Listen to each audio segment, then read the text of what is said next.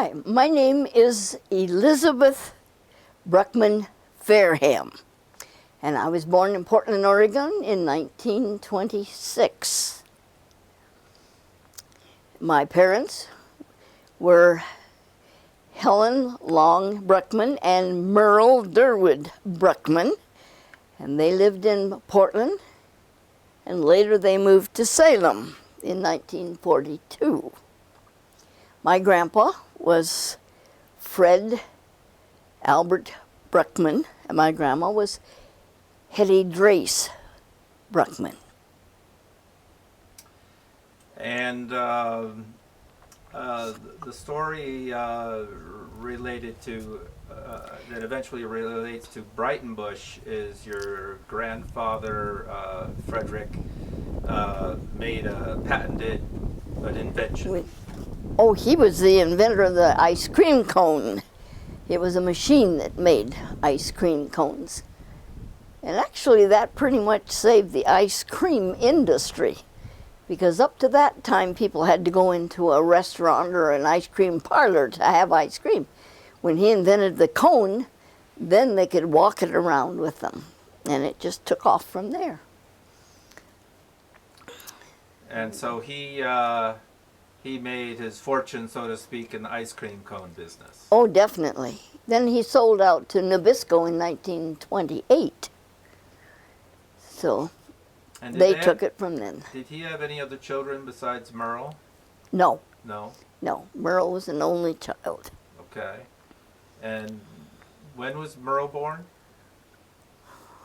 Now that I'm not sure. I don't have that date. Okay.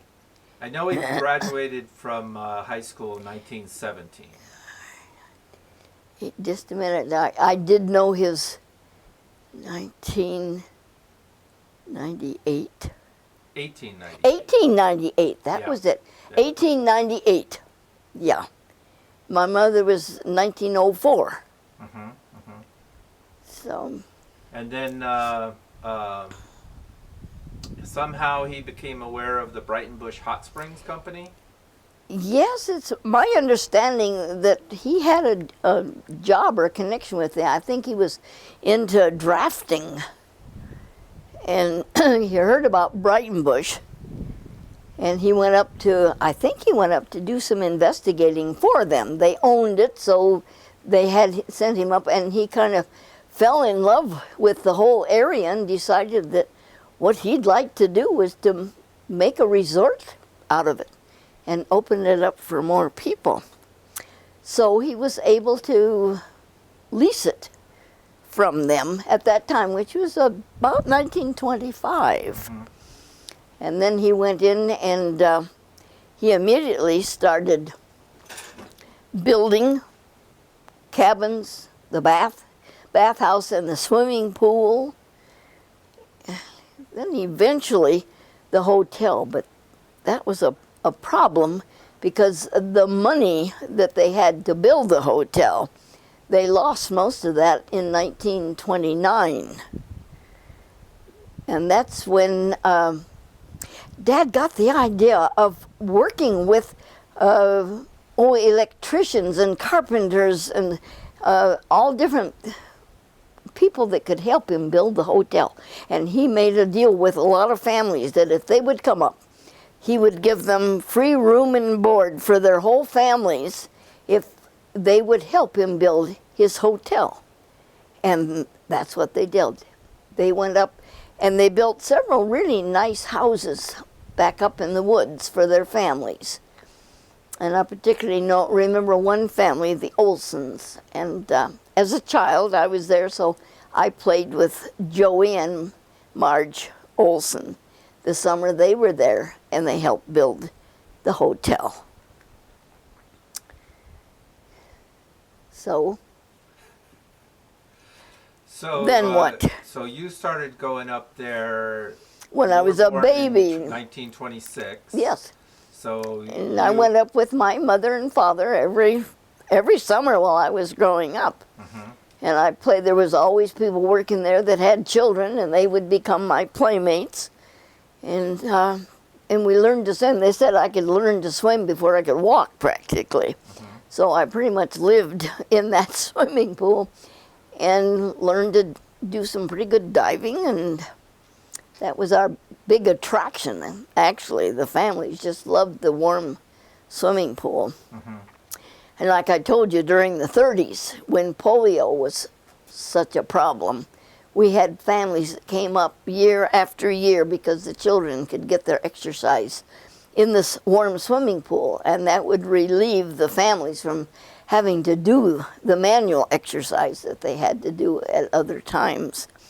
And we have them, they would come and stay in what we called the tent houses.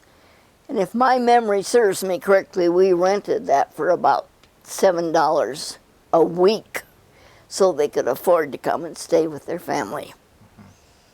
And we also had quite a few older people with arthritis that came regularly and would stay for weeks because they could work out in the warm swimming pool. Mm-hmm. And that really was the big attraction in those days.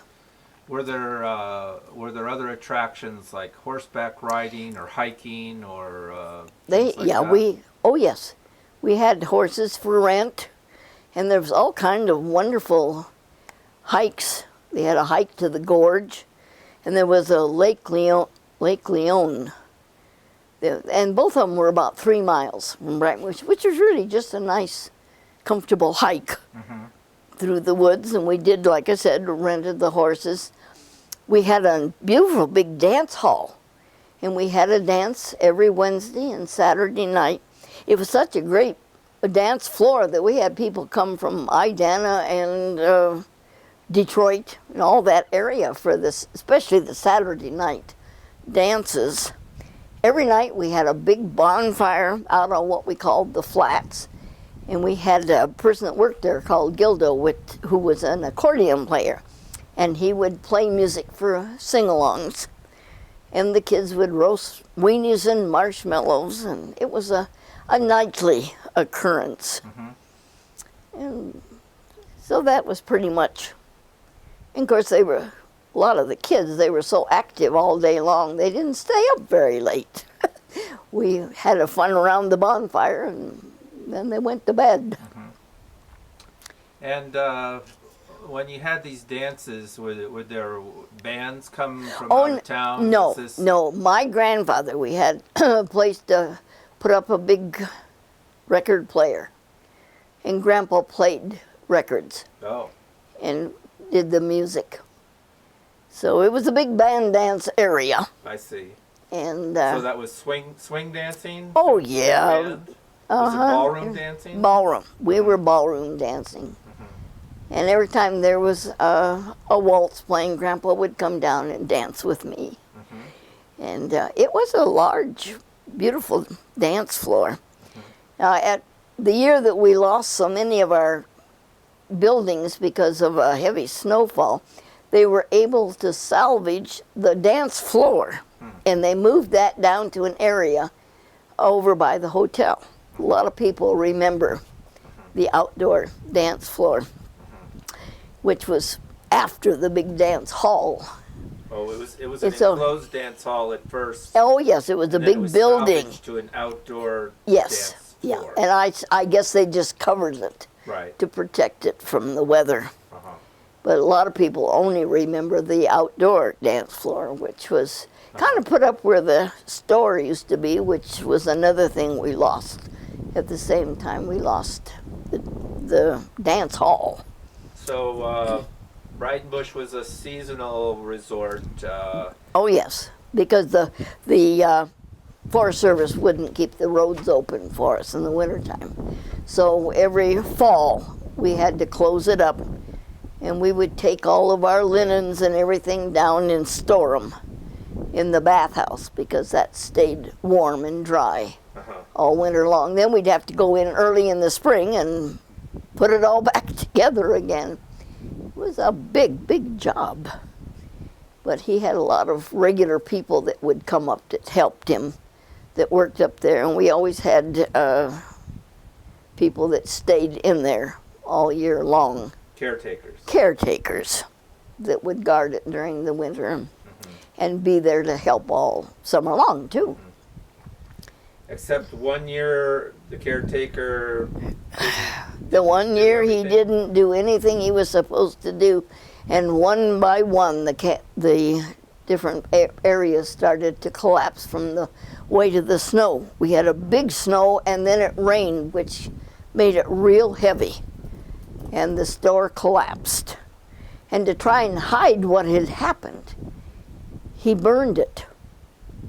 People that were being caretakers at the lower springs called my dad and told him what had happened. And my husband at the time skied in with a friend, and he helped salvage a lot of the things. They would carry all the wet things from the bathhouse up to the hotel, and they built big fire in the fireplace, and they strung a lot of clotheslines all over the place to dry out so it wouldn't all just mildew. And I don't remember how many days Bud, my husband, stayed in there to try and salvage things. So And you met your husband there? yes, in 1943, he came up to be a lifeguard. He had, he was supposed to go into the Navy Air Corps, and he was just waiting to be called into the service. And he decided working at Breitenbush as a lifeguard was a good way to spend the summer. So he came up in 1943 and became a lifeguard at the pool. Then he still wasn't called, so he stayed on and helped us dismantle everything and store it for the winter. So then he got his call and went into the service. He was in Naval Air Corps. And when were you married? In 46. 46? Yeah, after it was over, he got his commission. He was an ensign and he was a pilot. He was in the Navy Air Corps as a fighter pilot.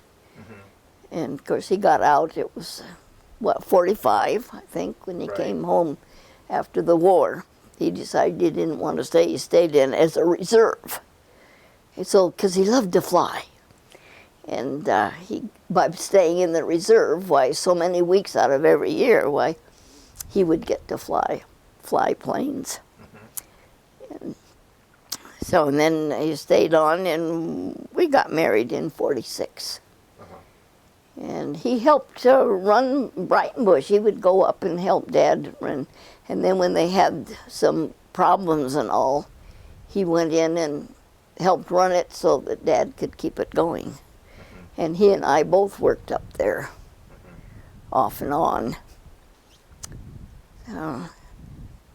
That's about all that they had going as far as Breitenbush was concerned. Now there were different stone structures built around Breitenbush. Who was the man who did that? Gildo, he worked at the bathhouse, and he was the one that had the accordion and played the music. He was up there for several years, and he lived up there. And it was in a cabin right in behind the hotel. And I think they call it the Mansfield cabin. Where he stayed? That's where Gildo stayed with his wife. And I don't hear much about her, but I do remember she was an expert on mushrooms. And she introduced us, we'd go for hikes in the woods, and she'd introduce us to lots of different rare mushrooms. And then would teach me how to cook them. So they were there for several years, and I don't have too much information. I don't really think she worked. I think it was just Gildo that worked at the bathhouse and then built all those unique structures around the mineral springs. Now, people swam in the pool. What else did they do with the water back in those days? Well, they went up to drink. It was very therapeutic, and we had a lot more mineral springs than Arkansas hot springs had. And they went through it, and they would analyze and come up with what different minerals and things were in each one of the individual. And then, of course, they had the mud, what they called the mud baths. And we had people that had eczema would come up and take the mud from certain springs and pack it all over wherever they were having problems. And from what I understand, it was very therapeutic. And they had different ones for stomach problems that had just traces of arsenic, but it was good for a stomach, whatever. And so all the ones had different kinds of minerals. And then we had that foot bath, and people would go and they would soak their feet in the foot baths. And then there was a partition down through, and they would play cards on that partition down the middle of the foot bath. So it was a social place to go. Soak your feet and play cards and visit. It was a very popular place to go. And there was other gathering places where we put park benches for visiting and drinking the water. And so most of that's what they did. They came up.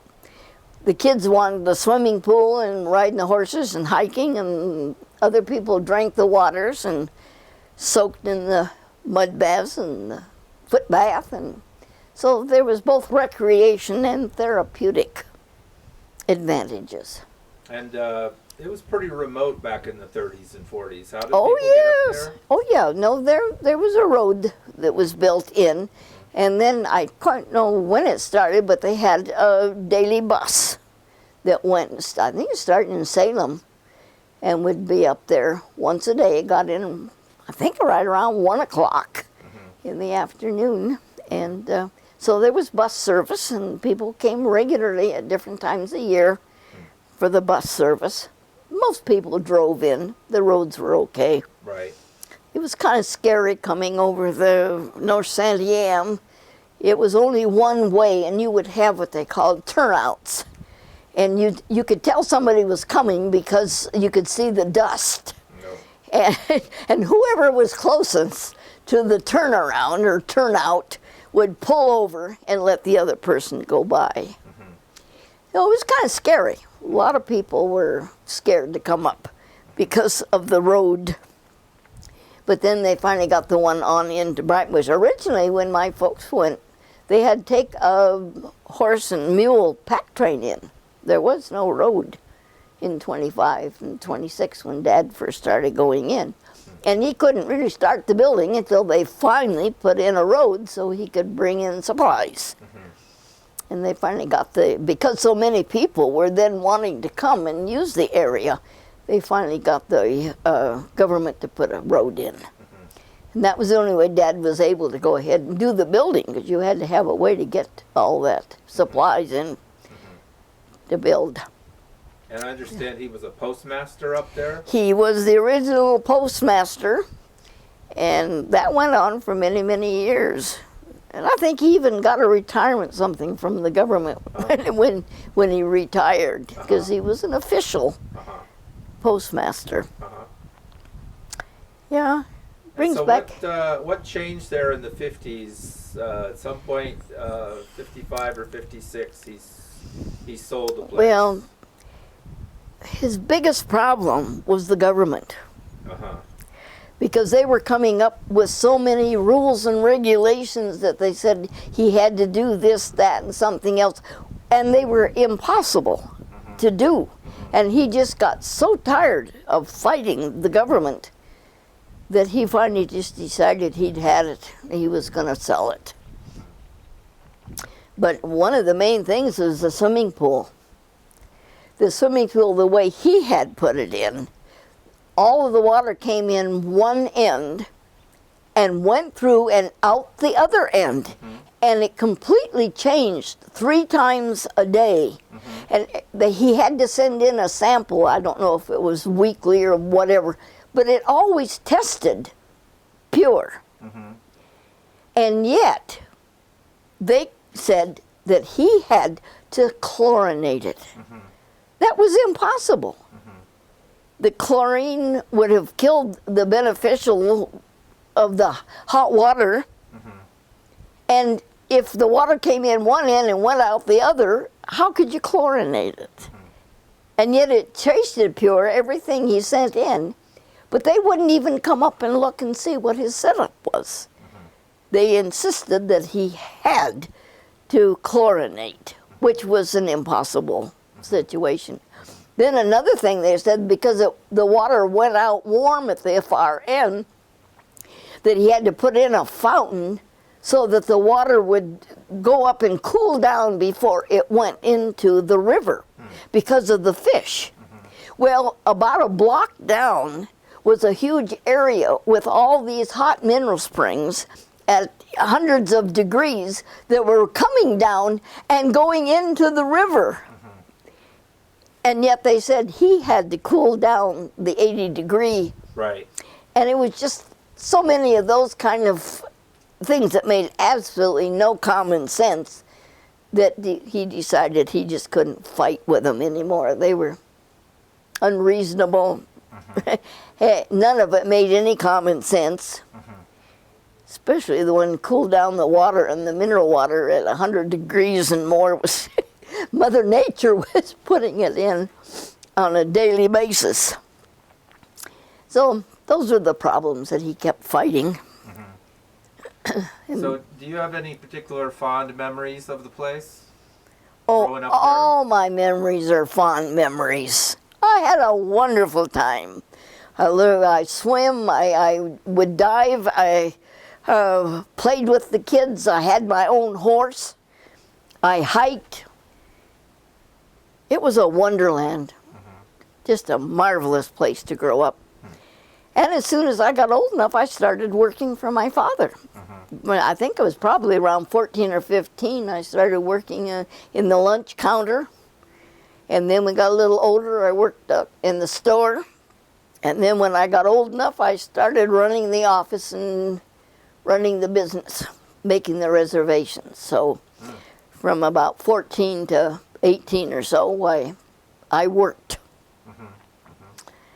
But as far as growing up as a child, it was marvelous.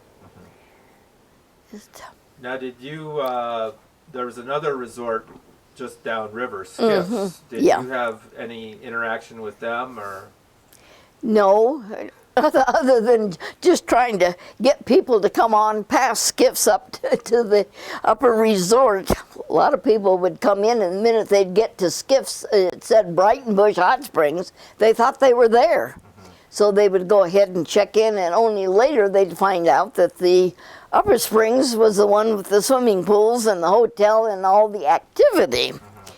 And that's when my dad put this big, huge sign up right on the edge of the property telling people to come on up to Bruckman's Breitenbush Mineral Springs, and then listed all the different things we had to offer up there. But that was the only problem we had, was getting people to come on past the lower springs there, and Skiffs Resort we always called it. And then there was another group of houses, the Summer resort. Summer resort cabins. Which and did you have any association with them? Oh, it was just the fact that they could come and use the property. Right. There was a place called Villa Maria, and Father Nugabar was the priest that came up. And every summer they would bring disadvantaged children, and we would let them have the use of the springs. They would come and use the swimming pool, and they could come and have the bonfire and the fun and whatever we had. We just kind of opened it up to these children that were staying at Villa Maria. And I thought that was a wonderful thing that the church did. So you and Bud, how many children did you have? Three sons. Yeah. We lost one about 3-4 years ago. And I have sons ever up at Breitenbush at all? Oh, they came up. I have pictures of them up there. And later on, when they were older, of course, most of them had their own interests and went, but they would come up, and my oldest son goes up regularly, every year anyway. I usually go with him and my other son. We try and go up. I get my Breitenbush fix. And you had a sister. You were Mary, and, Mary Lou. And so she grew up at Breitenbush? Yes, yes, she was there too. And later on, why, she was kind of a caretaker and a guardian up there when things really started getting bad with people trying to drive people out and come in and destroy things. She got to the point where every Friday she'd take her 2 boys out of school, and the 3 of them would go up and stay at Breitenbush over the weekends to guard it. And they called her Big Mama. And she had trained dogs, and if anybody would try and come onto the property, the dogs would start barking. And then she'd strap on her gun and go she did things I would never be able to do. But I really felt at the time that she saved Breitenbush so that we could sell it. See, Dad sold it three times. The last time was the only one that took. The first 2 to Halseth's, and I don't remember the name of the other group, but I'm sorry, they were a bunch of crooks. And they just went in and tore things up and did everything that they shouldn't be doing. And it was after that second time that Dad said, that's it. The only way I'm going to sell this is if I get cash. Right. And of course, the real estate backed out. They said that'll never happen. Right. And then Alex Beamer came along. Thank goodness for Alex Beamer. He had inherited money from his grandfather. And he was looking for a place like Breitenbush. And he fell in love with it. And so your dad had these failed sales. Two times. Default on the mortgage, and then he sold it to Alex Beamer? Yes. Oh. For cash. And that just saved the day for everybody. Right. Alex was happy, and Dad was happy, and everything worked out. But he had a lot of really difficult, bad times. Right. With people that he had sold it to, and then trying to save it from people that came up that were destructive. And we had the one caretaker there that just scared the heck out of people, I guess. They tried to take him to court, and they told all kinds of lies and fabricated what was going on. They had to go to court, I think, more than once. But each time they proved they were right, and that all the other things were erroneous, that they were just trying to drive them out. And they just, my sister was a fighter, and she just wasn't about to back down. If it wasn't for her, I really think they might have lost it to vandals and whatever. And your sister has a son that may go up to Breitenbush sometimes too? Yes, Lauren. Lauren? Yeah, Lauren knows the guy that's running it up there, or at least, I don't know if he's running it because it's a commune, not a commune, but a community. Right. And Peter Moore. And Lauren kind of connected. We still have property up there, at least Trowbridge do, on the edge of the Breitenbush. They kept that so the family could go up, and they had a nice big motorhome type thing up there where they would go up in the summers. And I haven't gotten a hold of Lauren, so I'm not sure if they still go up or not. I know Mary and my dad went up because that gave them a place to stay. And but I'm not sure if anybody's still using that or not. Right. I would guess so, because it was such a nice thing, an escape into the woods. And your dad, Merle, died in '79 over at the coast? Yes. He retired over there? Yes, he was over there quite a few years then. And how about your mom? Yeah, she died in '69. But they'd had the house at the beach even while they still owned Breitenbush, because they'd go over and stay at the beach after Breitenbush would close down. They weren't going up there. They liked their home. And then they sold out in Salem and just moved over to the beach house, Lincoln City. So tell me more about the bathhouse, all the different activities that went on in the bathhouse. Well, in the bathhouse, the front part was for the people that wanted to go swimming. And we had the lockers for them to put their clothes in, and then you had to have a big shower area because everybody had to shower before, and also there was restrooms there. And that whole front part was devoted to the swimmers. And then you went through a door into the back area, and on the right was a big steam room. Then you had a row of big, I think about 6 foot high bathtubs so that people could really get down. They'd soak and get water right up to their neck. And then you go on down, and in the whole back area were what we called the sweat cots. And they would have the sheets, and then they would pile wool blankets on. And they would have been drinking a lot of hot water, so it was kind of a in and out approach.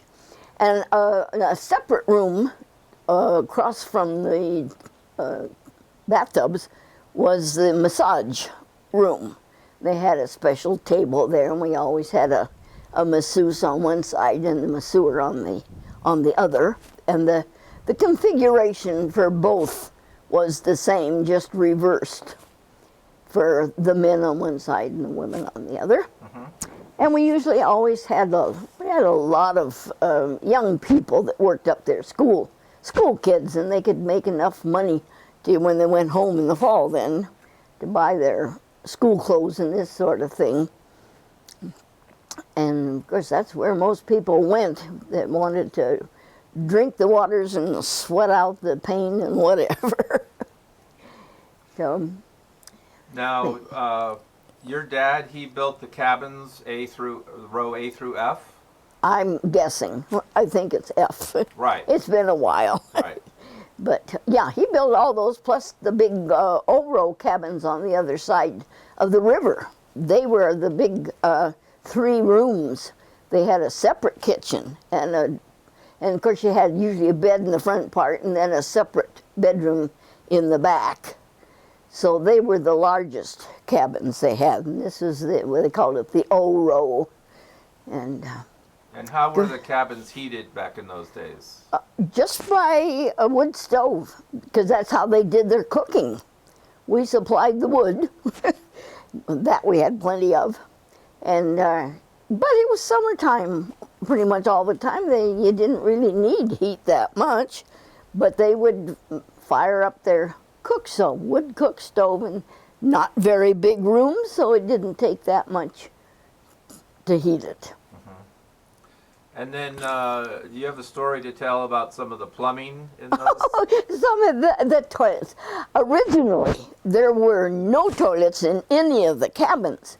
Then after the war, when Camp Adair, you said it was kind of over by the Corvallis there, when they were starting shut down and they were dismantling it, my dad learned that they were selling off the equipment and the toilets.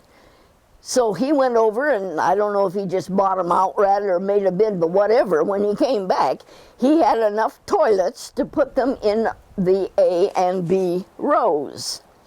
And if they're still there, and well, they are with the originals or not, but anyway, as far as I'm concerned, they were all sitting on G.I. Johns.